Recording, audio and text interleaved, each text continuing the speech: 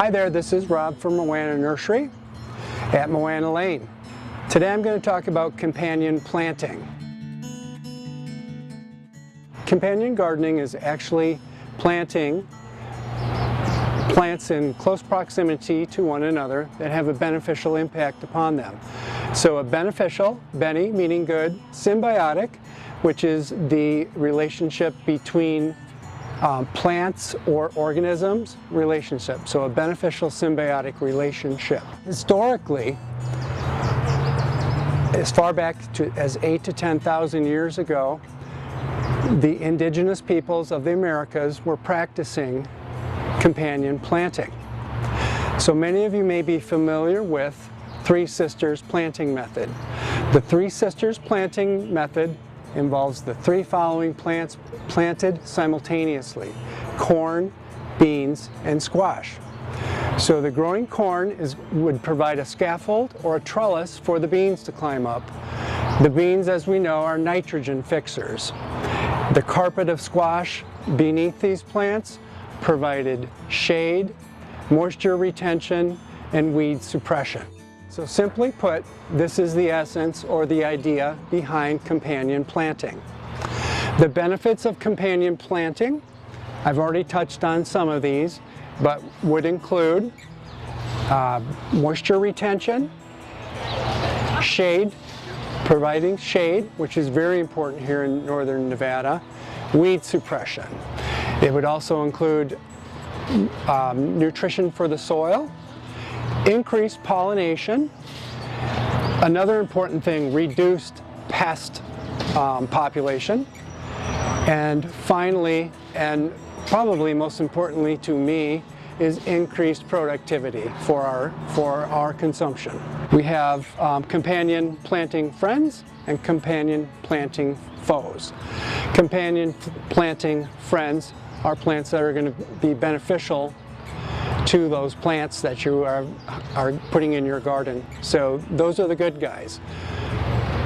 Planting companion foes, just as the name suggests, not a good thing to plant next to your plant. Can actually have a detrimental effect. It's really important to remember that a planting companion friend for plant A could possibly be a companion planting foe for plant B. Companion planting friends, generally we want them within 2 planting rows of the target plant. So 2 or less rows away from your plants.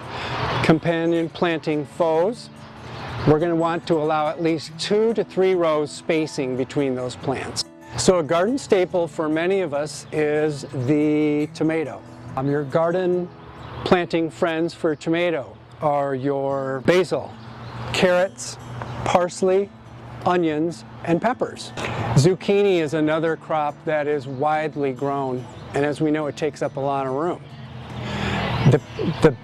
One of your very best garden planting friends for your zucchini is your nasturtium. Nasturtium will attract pollinators. It will also deter other pests from coming to your zucchini. They're very strongly scented. Other examples, so we have garden friends for your peppers. Those are going to be basil, onions, and our tomato. Conversely, we need to talk about the garden planting foes. So, the garden planting foes, for instance, tomatoes and corn are not going to be compatible because they're going to be competing for the same nutrients. Anything like pumpkins or squash, as we know, they take up a tremendous amount of space, so they're going to crowd out your other plants.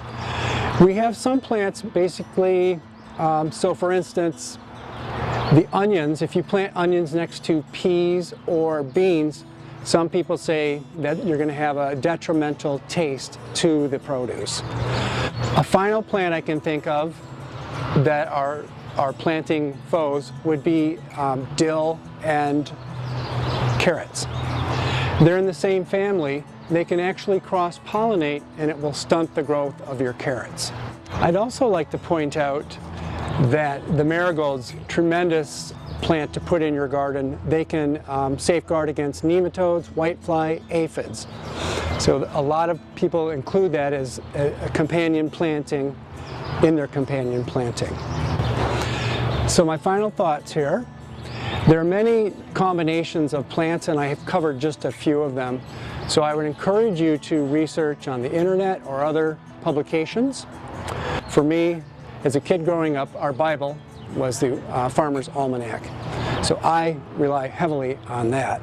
So if you do have any questions about your companion planting, please stop in at any one of our 3 locations. Ask to speak with a plant doctor. Thank you.